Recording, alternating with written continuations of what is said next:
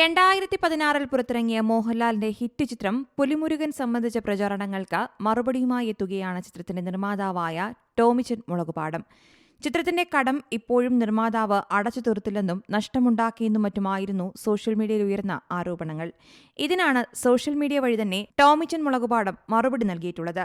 ചിത്രത്തെ അനാവശ്യ വിവാദങ്ങളിലേക്ക് വലിച്ചിഴച്ചുകൊണ്ട് ചിലർ രംഗത്ത് വന്നത് ശ്രദ്ധയിൽപ്പെട്ടു. അതിൽ അവർ പറയുന്ന ഓരോ കാര്യവും വാസ്തവവിരുദ്ധമാണ്. പ്ലാൻ ചെയ്ത ബജറ്റിലും സമയത്തിലും കൂടുതൽ ചിലവായ ചിത്രമായിരുന്നുവെങ്കിലും എനിക്ക് ന്യായമായ ലാഭവും സാമ്പത്തിക സുരക്ഷിതത്വവും നേടിത്തന്ന ചിത്രമായിരുന്നു പുലിമുരുകൻ എന്നാണ് ടോമിച്ചൻ പറയുന്നത്. ഒരു നിർമ്മാതാവ് എന്ന നിലയിലുള്ള തന്റെ സിനിമാ ജീവിതത്തിൽ തനിക്ക് ഏറ്റവും കൂടുതൽ അഭിമാനവും വിജയവും നേടിത്തന്ന ചിത്രമാണ് മോഹൻലാൽ നായകനായ വൈശാഖ് ഒരുക്കിയ പുലിമുരുകൻ. മലയാള സിനിമയുടെ ചരിത്രത്തിൽ ആദ്യമായി 100 കോടിയുടെ തിളക്കം സമ്മാനിച്ച ആ ചിത്രം നിർമ്മിക്കാൻ സാധിച്ചതിലും അതിലൂടെ മലയാള സിനിമയുടെ ചരിത്രത്തിന്റെ ഭാഗമായി മാറാൻ കഴിഞ്ഞതിലും തനിക്ക് അഭിമാനമുണ്ടെന്നും ടോമിച്ചൻ പറയുന്നു.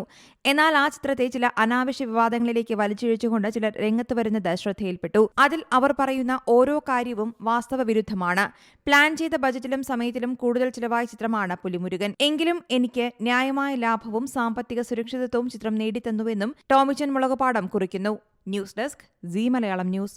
ഏറ്റവും പുതിയ വാർത്തകളും വിശേഷങ്ങളും വിരൽ തുമ്പിലറിയാൻ സീ മലയാളം ന്യൂസ് എല്ലാ ഡിജിറ്റൽ പ്ലാറ്റ്ഫോമുകളിലും ലഭ്യം.